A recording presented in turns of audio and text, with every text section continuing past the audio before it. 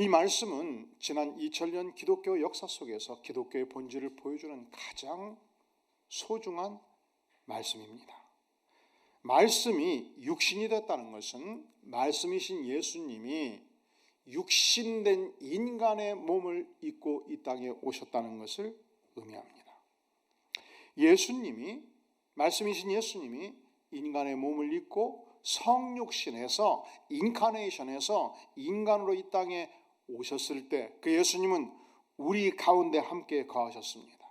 우리가 인간의 몸으로 거하신 예수님의 영광을 보니까 아버지의 독생자의 영광이 나타나게 된 것입니다. 여기서 영광이라는 단어는 한국어의 의미로 볼 때 첫째로 도저히 이길 수 없는 강력한 힘을 가진 적과 싸워서 승리할 때, 두 번째, 너무너무 어려운 목표, 거의 불가능한 목표를 성취하게 될 때 나타나는 광령, 나타나는 빛, 나타나는 영예를 말합니다. 예를 들어서 과거에 작은 면에서, 이평면에서 뉘집 아들이 서울대학교 법과대학을 합격했대요. 너무너무 가난하고 보잘것없는 집안에서 인물이 나왔다고 해서 동네에서 출염을 해서 소 한 마리 잡아가지고 잔치를 벌였습니다. 그랬더니 한 3년 지나니까 사법고시를 패스한 거예요. 그러니까 면장님이 그 면의 유지들을 동원해가지고 소 2마리 잡고 돼지 2마리 잡고 염소 5마리 잡아가지고 동네에 마을잔치가 아니고 면단위 잔치를 벌이면서 플랜카드를 5개를 만들었어요. 이평면 누구누구 사법고시 합격하다 면사무소에 붙이고 농협에 붙이고 마을에 붙이고. 그랬더니 이 잔치에 참여하는 분들이 다 이구동성으로 한마디씩 하는 거예요. 그 녀석 어렸을 때부터 싹수가 달랐어. 김씨 집안을 빛낸 녀석이여, 이 집안의 영광이구만. 이때 썼던 단어가 어떤 단어예요? 영광. 그러니까 영광은 무슨 뜻이죠? 이 집안을 번쩍번쩍 빛을 내었다, 이것을 의미하지 않겠습니까? 헬라어로 예수님 당시에 이 영광이라는 단어를 독사라고 그랬습니다. 이 의미는 하나님의 의견, 하나님의 견해, 하나님의 평판, 하나님의 영광을 의미합니다. 그러니까 예수님이 인간의 몸을 입고 이 땅에 오신 것은 하나님의 견해, 하나님의 평판을 반영한 것이며, 그것이 하나님께 영광이요 우리 예수님께 영광이라는 의미가 되겠습니다. 그러니까 예수님의 빛 되심이, 예수님의 영광이, 예수님이 반짝반짝 빛나는 그 위대성이 어떻게 이 땅에서 나타났는가? 첫째로 예수님이 인간의 몸을 입고 성육신 하심으로 나타났다는 것입니다. 왜 이 성육신이 예수님에게는 영광인가? 사실은 모든 사람들은 자기의 현 위치에서 훨씬 더 높은 곳으로 갈 때 영광이라고 말합니다. 비천한 집안에서 태어났는데 고시를 패스해가지고 대법원장이 되면 그 집안의 영광이라고 말합니다. 그런데 반대잖아요. 예수님은 하늘의 영광을 버리셨습니다. 예수님은 인간의 몸으로 이 땅에 태어나셨습니다. 마치 인간이 인간의 모습을 버리고 개가 되었다, 돼지가 되었다, 이것을 어찌 영광이라고 말할 수 있겠습니까? 아니지요. 그런데 예수님은 달랐습니다. 예수님은 하늘의 지위를 버리고 인간의 몸을 입고 이 땅에 오셨을 때 그것을 첫 번째 영광이라 표현하지 않습니까? 왜 그것이 예수님께는 영광입니까? 예수님이 인간의 몸으로 오셨을 때 우리 예수님은 인간의 모든 죄를 안고 죽기 위해서 오셨습니다. 죽으심으로 인간에게 가장 소중한 구원을 선물로 주셨습니다. 이 성육신의 본질은 하나님의 권세를 포기하는 것이며 권리를 포기하는 것이며 철저히 낮아짐에 있습니다. 그러니까 우리가 예수님을 믿고 따르는 삶의 그 본질이 어디 있습니까? 철저히 낮아지고 자기 권리를 포기하고 예수님을 배우는 데 있는 것입니다. 이것이 진리인 것은 이 세상의 모든 사람이요, 섬기고 권리를 포기하고 돕는 사람을 다 좋아해요. 그러잖아요. 자기 권세라고 큰소리치고 권세 피고 조그마한 권한이 있으면 최대한 늙어서 사용하고 한 공동체를 좌지우지하고, 그런 사람을 누구도 좋아하지 않지 않습니까? 그래서 우리 주님은 하늘의 권세를 포기하고 인간의 몸을 입고 이 땅에 오셔서 철저히 제자들을, 백성들을 섬기고 사랑하셨습니다. 그 주님이 우리에게 말씀하십니다. 같이 한번 따라해 볼까요? 나를 따르라. 나를 따르라. 지금으로부터 약 25년 전 1998년도 12월 28일 연말이지요. 이 조성철 씨, 조성철이라는 인물이 만취된 상태에서 밤 10시경 방배동 거리를 걷다가 사라져버린 거예요. 없어졌어요. 맨홀 뚜껑 속으로 들어가 버렸어요.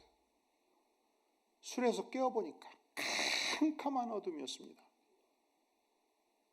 주여,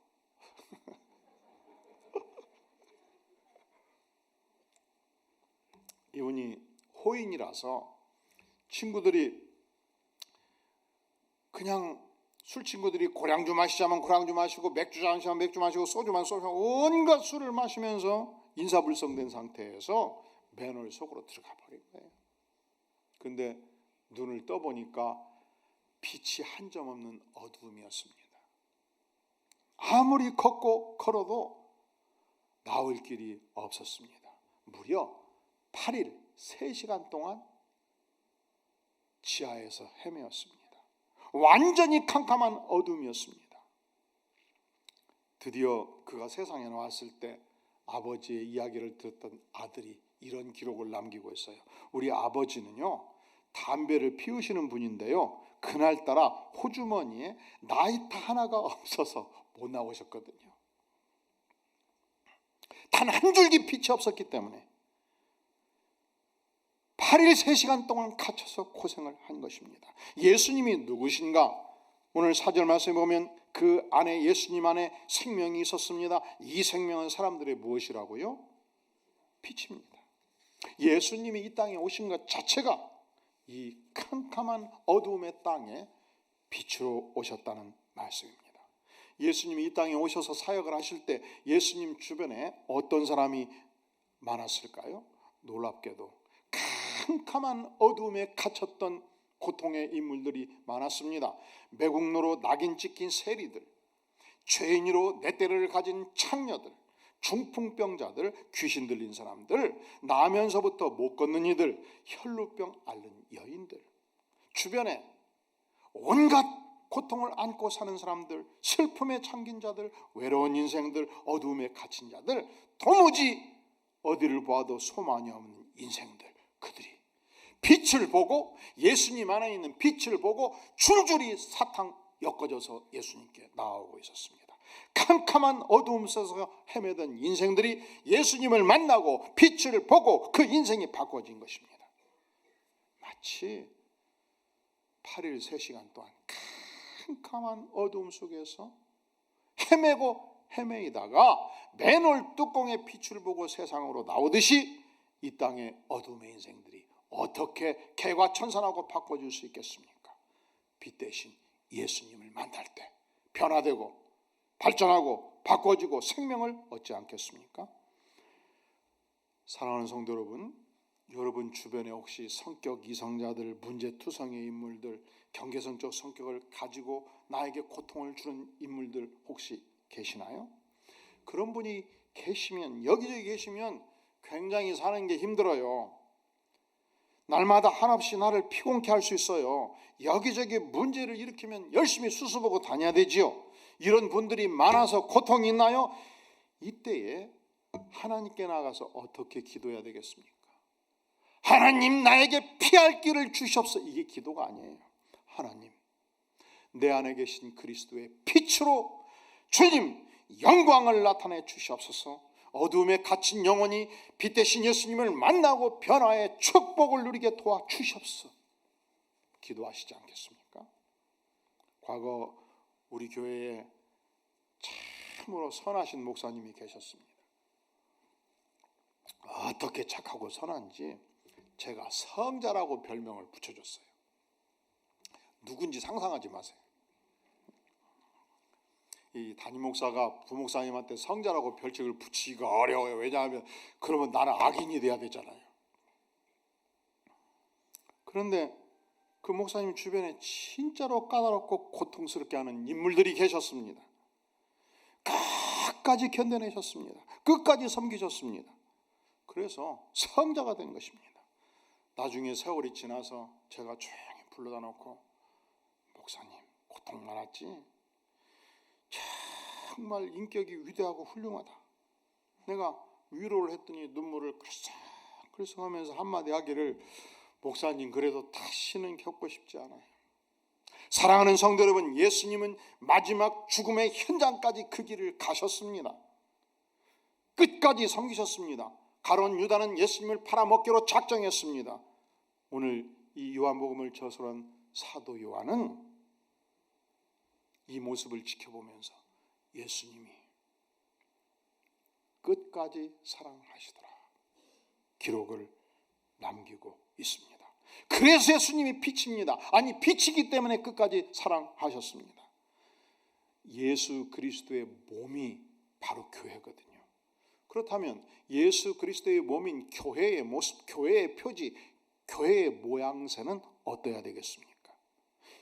이 교회는요, 그리스도의 몸은요, 문제가 득실되는 인생들의 회집소예요. 세상에서 상처받고, 세상에서 쓰러지고, 세상에서 자빠지고, 세상에서 고통받는 자들이 어느 곳에도 위로받지 못하다가 이 예수 그리스도가 계시는 빛 대신 교회를 통해서 숨을 쉬고 살만 나고 생명을 얻는 것이 하나님의 위대한 교회입니다. 수많은 고통의 인물들, 문제의 인물들이 예수 그리스도의 몸된 교회를 통해서 예수님의 빛을 보고 치유받고 하나님의 영광을 맛보는 것이 교회입니다. 우리 다 함께 14절 다시 읽어볼까요? 시작. 말씀이 육신이 되어 우리 가운데 거하시매 우리가 그의 영광을 보니 아버지의 독생자의 영광이요 은혜와 진리가 충만하더라. 문제투성의 인물이, 상처투성의 인물이, 고통투성의 인물이 빛 대신 예수님을 만나면 변화됩니다. 치유받습니다. 빛을 보고 해결책을 얻습니다. 영광의 주님께 나아가게 되는 것입니다. 그리스도의 영광이, 예수님의 영광이 이 땅에 과연 어떻게 나타났습니까? 예수님이 인간의 몸으로 성육신 하심으로 나타났습니다. 예수님의 영광이 이 땅에 어떻게 나타났습니까?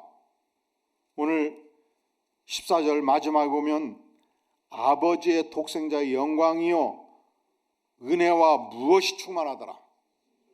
예수님의 영광이 나타나는 것은 예수님이 진리이시기 때문에, 예수님 안에 진리가 충만하기 때문에 나타나는 것입니다. 예수님이 왜 진리인가? 예수님은요 하나님이시기 때문에 진리죠. 예수님은요 만물의 근원, 만물의 기초, 만물의 원리를 만드신 창조주이기 때문에 진리죠. 예수님은 역사의 주권자이기 때문에 진리입니다. 예수님은 선악을 판단하는 유일한 심판주이기 때문에 진리입니다.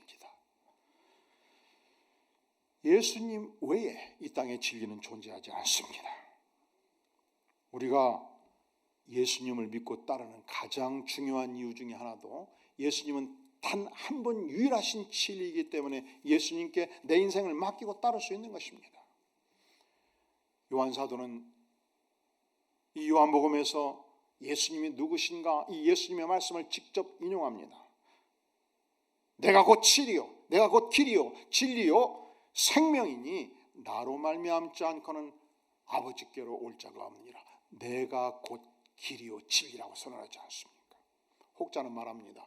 유교도 진리가 있고, 불교도 진리가 있고, 기독교도 진리가 있고, 다 하늘 가면 위에 가면 다 같이 만난다. 아니에요.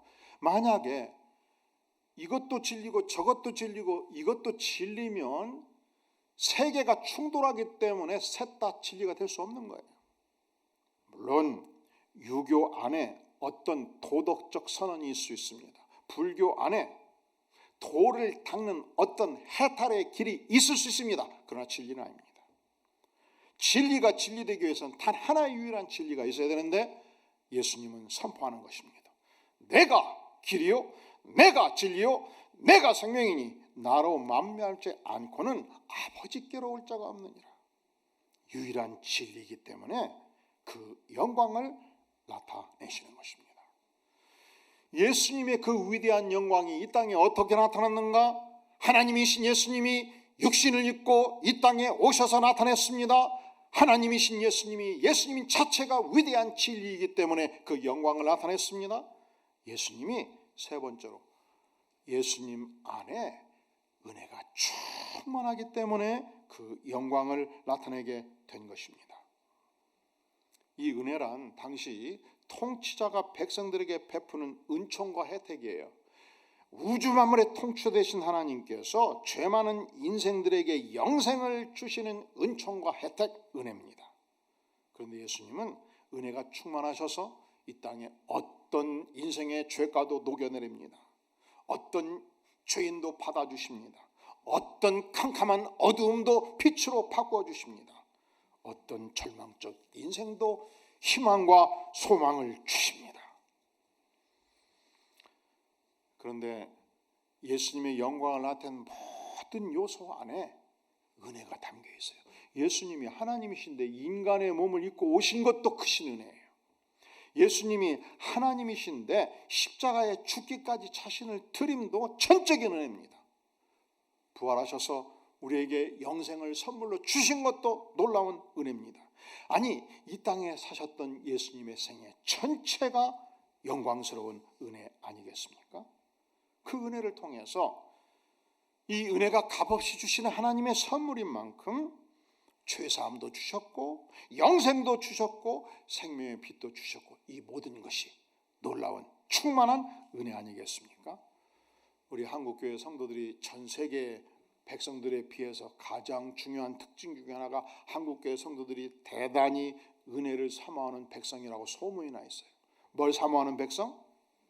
우리 안디옥교회 성도님도 은혜를 사모하지요. 굉장히 은혜 지향적인 백성입니다. 그만큼 사실은 또 은혜가 중요합니다. 은혜 받아야 영혼의 기쁨을 누리고 은혜 받아야 구원의 감격을 누리고 은혜 받아야 소망을 바라보며 가지 않겠습니까? 그런데 이 은혜가 진정한 은혜가 되기 위해서는 반드시 진리로 무장될 필요가 있는 것입니다. 왜냐하면 우리가 은혜만 사모하고 진리를 놓치면 값싼 은혜로 전락합니다. 은혜 안에 풍성한 진리가 임할 때 값비싼 은혜가 되지 않겠습니까? 예수님의 영광이 이 땅에서 어떻게 나타났는가? 첫째로 성육신함으로 나타났어요. 두 번째로 예수님 자체가 진리이기 때문에 나타나죠. 세 번째로 예수님께서 은혜 충만하심으로 그 영광이 우리에게 나타난 것입니다. 이 모든 과정을 통해서 예수님은 단지 인간이 아니요 하나님이심을 입증해 주셨습니다. 어떻게 예수님의 영광이 나타났는가? 예수님이 하나님이심을 입증해 주므로 그 영광이 철저히 이르게 된 것입니다. 우리 다 함께 18절 말씀 읽겠습니다. 시작. 본래 하나님을 본 사람이 없으되 아버지 품속에 있는 독생하신 하나님이 나타내셨느니라. 하나님을 직접 두 눈으로 만난 분이 있나요? 본래 하나님을 직접 두 눈으로 만난 사람이 없어요. 이 한반도에서는 호롱불 켜고 살 때 여기저기 귀신들이 많았지요. 헛간에 가면 헛간 귀신, 화장실 가면 과거에는 화장실이 쌀의 문 밖에 있으니까 반딧불 귀신. 그래서 초등학교 연령층 어린이들이 밤만 되면 화장실도 못 가고 헛간도 못 가고 엄마 손잡고 갔잖아요. 왜? 귀신 만날까 봐서. 그러다 반짝반짝하는 거 보면 깜짝 놀라서 들어오고. 그런데 귀신은 봤다는 사람이 있어도 하나님을 두 눈으로 직접 봤다는 사람이 어디 있습니까? 18절 본래 하나님을 본 사람이 없으되 아버지 품속에 있는 독생하신 하나님 예수 그리스도, 그분이 하나님을 우리에게 보여주신 것입니다. 논리적인 의미에서 우리가 하나님이 존재하심을 선포할 수 있고 증명할 수 있어요. 제가 삼성폰 갤럭시 9을 가지고 있는데 한 4, 5년 전에 샀는데 과거에는 3년, 4년 가면 이게 기능이 떨어져가지고 바꿔야 되고 그랬는데 전혀 이상이 없어요. 대단한 작품이에요. 이 안에 전 세계 무슨 사건도 찾아오면 막 나와요. 백과사전이 들어있어요. 제가 미국에서 한국 들어올 때, 유학하고 들어올 때 25권짜리 거대한 브리테니카 영문 백과사전도 가지고 왔어요. 다 소용없어. 이 안에 다 들어있어요. 여기 있는 기능에 제가 10분지도 안 쓸 거예요. 이 찬란한 기능이 삼성폰을 만든 메이커의 능력을 보여주지 않겠습니까?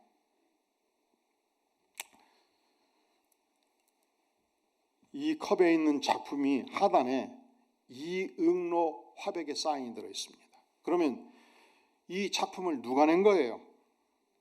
이응로 화백. 그분은 유럽계에서 아주 유명한 화백입니다. 붓과 먹과 한지를 사용해서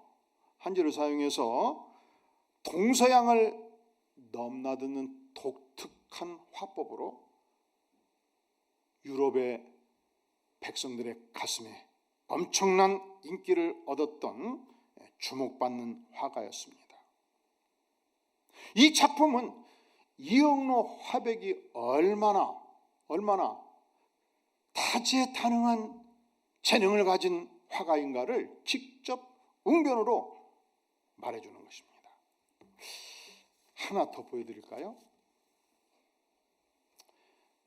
이건 제가 한 30년 전 브라질 상파울로 한 30개 연합교회 부흥회 갔다가 선물로 받은 거예요. 이 밑에 우드스톤이라고 써져 있습니다. 원래 이게 나무였거든요. 나무. 근데 지구촌 대홍수로 지각변동이 일어났을 때 거대한 숲의 나무가 땅이 열려서 땅속 깊이 들어가 버린 거예요. 이 압력하에서 나무가 돌로 바꿔졌는데 아주 기가 막히게 그 나무의 나이테가 돌에 다 새겨져 있어요. 아주 기가 막힌 작품이에요. 한 사람이라도 봐야 돼요.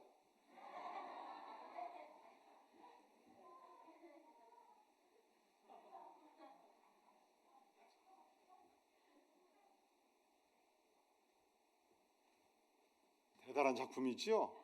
누구의 솜씨예요? 우리 전능하신 하나님께서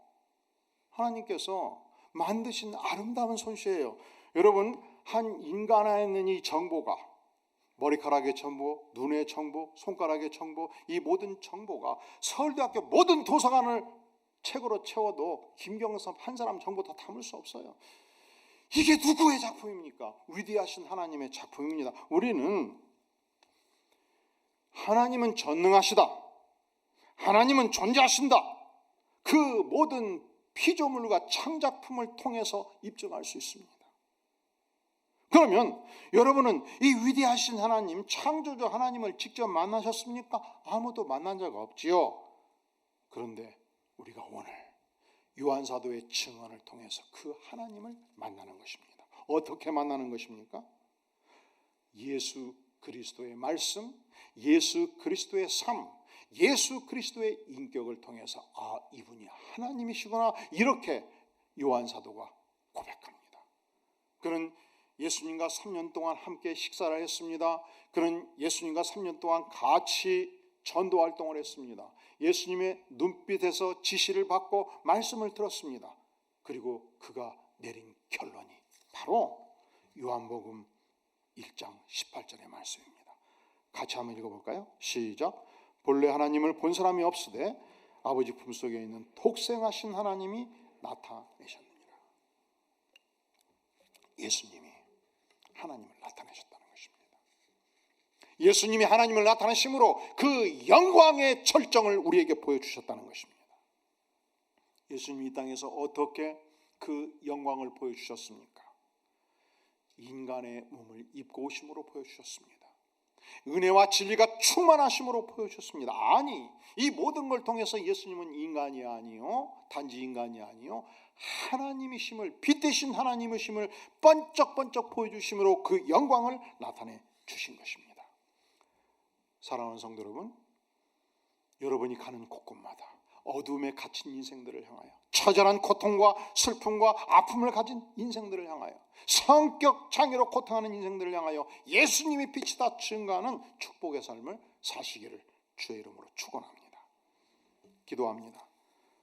영광의 주님, 죄 많은 인생들을 위해서 하늘의 보좌를 버리고 이 땅에 오셔서 성육신하심으로, 예수님은 진리요, 예수님은 은혜가 충만하신 하나님이심을 우리에게 보여주시니, 주님, 우리가 이 예수님을 믿고 따를 뿐만 아니라 또한 예수님을 증거함으로 어두움에 갇힌 자들이 생명과 빛을 얻는 축복의 생애를 살아가도록 주님, 우리의 생애를 사용하여 주시옵소서. 예수님의 이름으로 간절히 기도하옵나이다. 아멘.